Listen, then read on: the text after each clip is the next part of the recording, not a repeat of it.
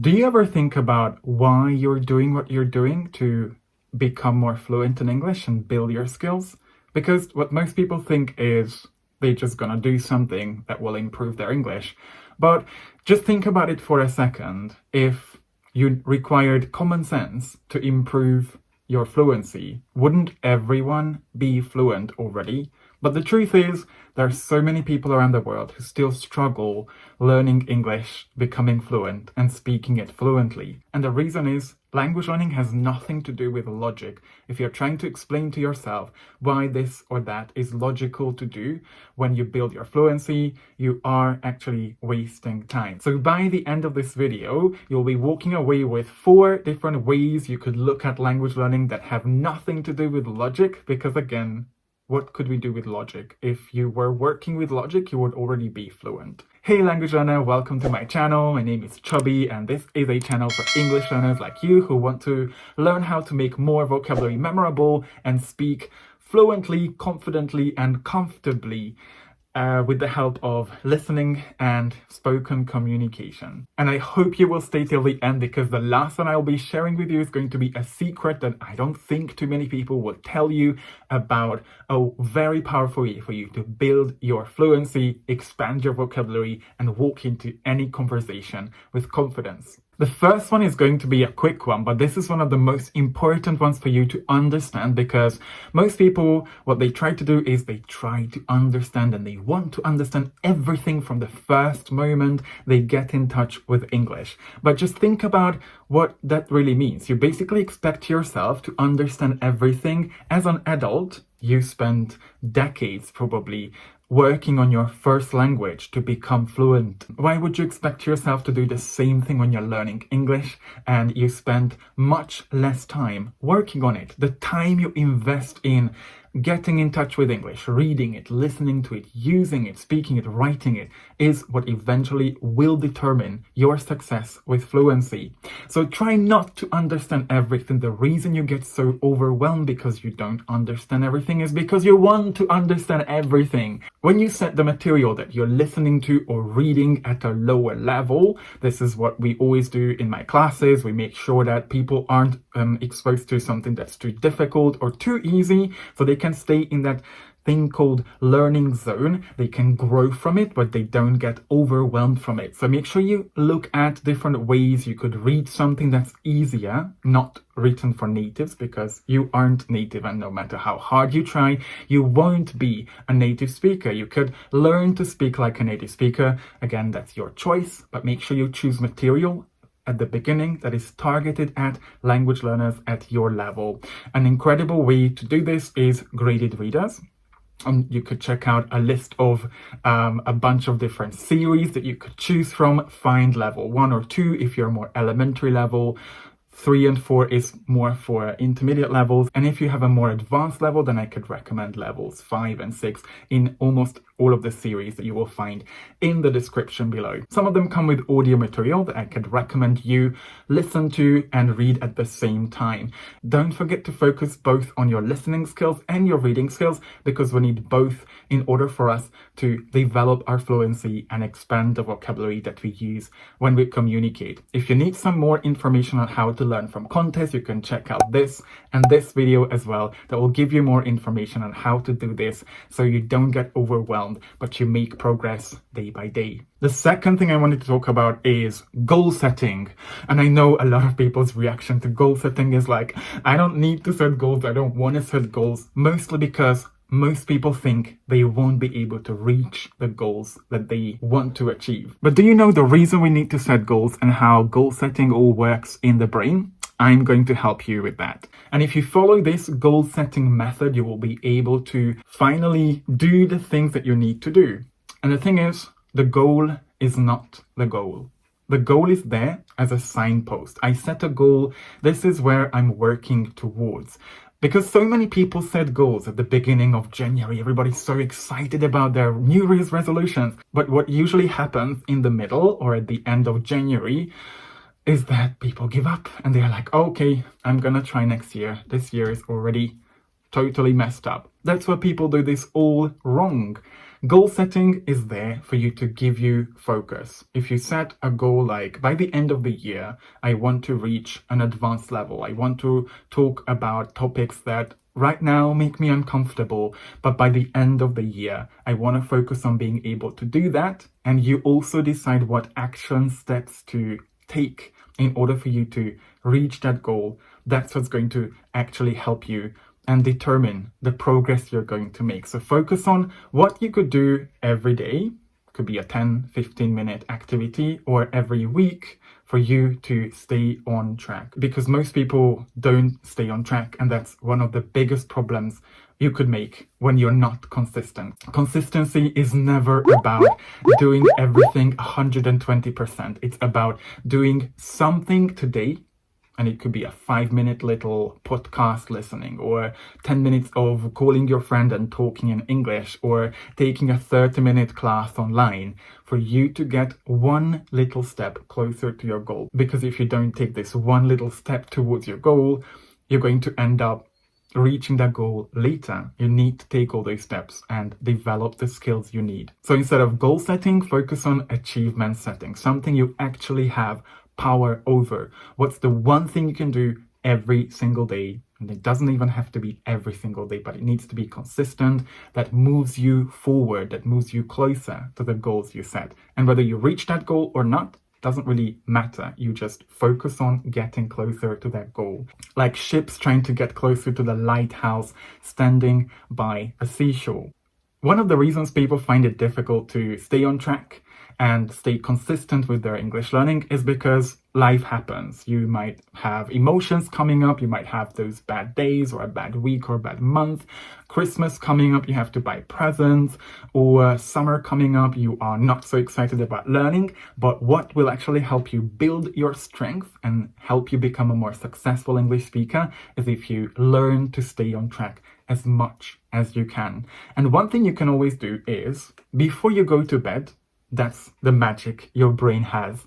Before you go to bed, you could tell yourself that tomorrow, this is what my day looks like. You know what your day looks like. You know what time you start working, you finish working, you know what time you start studying, you finish studying, and schedule the time for English before going to bed. This is one of the most important habits you could create that favors the way your brain works. Because eventually, while you're sleeping, your brain will be able to program and prioritize that one window you created for your English. And if you want to know what you prioritize in your life in reality, not in your head, you just need to look at your daily routine. And if you spend time on social media, then that's part of your priority. If you spend time with your boyfriend, your girlfriend, your friends, or your family, then that's your priority.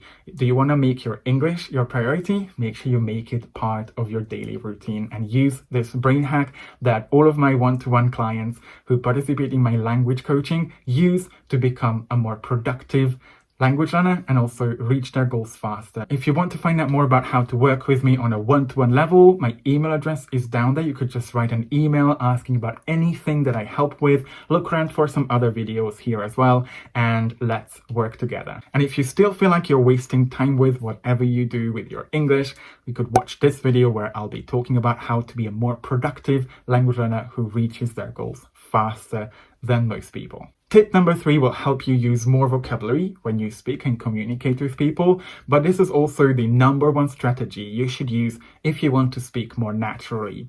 Because what do we need to know for us to be able to use a certain word? We need information, as much information as we can, about how to use a certain word. Because if you don't know how to use a word, you won't be able to use it. Listen to this sentence again. If you don't know how to use a word, you won't be able to use it when you speak, because your brain will simply choose a word it already knows how to use. So what do you focus on when you check a new word? Do you check a translation and maybe one example sentence? And do you think that's enough information for you to use a word when you want to have a conversation and you want to use that word? It probably isn't. And that's exactly why learning from context is one of the most powerful ways you can build your vocabulary, speak more naturally, and also build your confidence around what to say and how to communicate effectively. And you could learn more about this in this video where I talk about how you can slowly but surely build up the foundations of your vocabulary with the help of context. So if I tell you the word awkward, this is a funny word in English, would you be able to use this word in a sentence? Do you know how to use it? What most people do immediately is they go to the dictionary, they look up the word, and they check its translation, or maybe one example sentence. But is that information for me to know how to use that word in the future? Would I need to know whether it's an adjective or a noun or an adverb in order for me to put it in a sentence? And what exactly does being awkward mean? Can I say I was awkward yesterday? Or can I say I had an awkward conversation with someone? And now I'm going to share with you the exact strategy that my students use in my premium fluency program, the Proficiency Fortress, that helps them build their vocabulary so they sound more natural and they gain more confidence in using specific vocabulary when they communicate. If you have 15 or 20 minutes a day to dedicate to becoming more fluent and building your vocabulary, and I'm sure you can find some ways to find that 15 or 20 minutes, do this. Choose something you could read, listen to, or watch that is just a tiny bit above your current level. So make it a bit challenging, but also make sure it's not too difficult, because if you feel overwhelmed, you won't be dedicating that time to doing the activities when it's too difficult. So make sure you find that sweet spot between too difficult, but also make it challenging enough. Step number 2 is attentively read or listen to the material that you dedicated time for. Try to make sure you get rid of all the distractions, your phone, and everything else you could get distracted by should be far away from you. And then focus on learning as much as you can from it, but as much as you can doesn't mean everything. Just remember, you're learning a second language. You don't need to understand everything. Just be curious like a kid in their own language and learn as much as you can, pick up as much as you can from the attention you pay to the material you're reading or listening to. As a takeaway, it's important for us not to just consume something, but also learn something from it that we could use in the future. Remember, fluency is a skill that we want to use to communicate. So by the end of the reading, the paragraph, the page, or the video that you watch, the podcast episode you listen to, think of 1, 2, or 3 phrases, not more, that you want to take away from that reading or listening. This is exactly what learning from context is about. I talk more about this strategy in this video, so you could check out an entire video that helps you to learn more naturally, to speak more naturally as well. And step number 4 is definitely something you should not miss. Most people miss it. Surprise, surprise, most people can't remember words. When you wake up the next day, think of those 1, 2, or 3 expressions that you decided to focus on the day before and just have a little game with them. Try to think of how you could use them, because without repetition, you won't be able to create those pathways in your brain that I talk about in this video that will help you build the confidence you need and the skills you need to use the vocabulary the next time you communicate. And the 4th and most important thing in this video, the secret I was referring to at the beginning, something that very few people talk about when it comes to building your fluency, very few teachers tell you about, is the fact that you won't become more fluent just because you speak using advanced vocabulary or more complex grammar. You will become more fluent and make progress in your fluency based on what you do and what you don't do. So the amount of time you dedicate to reading English, listening to something in English, or using English, could be writing or speaking, communicating, is what eventually will determine how fast you make progress in your English fluency. Because when you're learning English, you're doing something for fluency, and it depends on 2 things: learning using context, reading and listening to something in English, and interacting with people, whether it's in writing or speaking. You will have emotions coming up. You might feel frustrated because you're not making progress. You might feel overwhelmed because fluency is such a big thing that people need to handle. You might get angry. You might feel frustrated about yourself, why you can't make faster progress. You might even experience fear. You are scared of speaking in front of other people. You're scared of texting somebody in English because you're scared of not using the correct grammar. But you might also feel excited about reading something in English that you love reading about, or just simply find joy in talking with other people. These emotions can either contribute to a faster progress in your fluency, or they can slow it down, or sometimes they could totally block learning as well. So never forget that learning is also an emotionally charged activity. I talk more about this in this video and how you could find some tools to also learn how to deal with the emotions that are coming up. Because imagine if you don't do two things that will basically determine your progress in English. One of them is learning from context, learning all the language from what you're reading and listening to. Or if you don't interact, if you don't do these two things, because there are certain emotions that come up, that arise when you participate in these activities, and you just want to avoid these activities, you won't be able to do the activities that are necessary for you to build your fluency skills.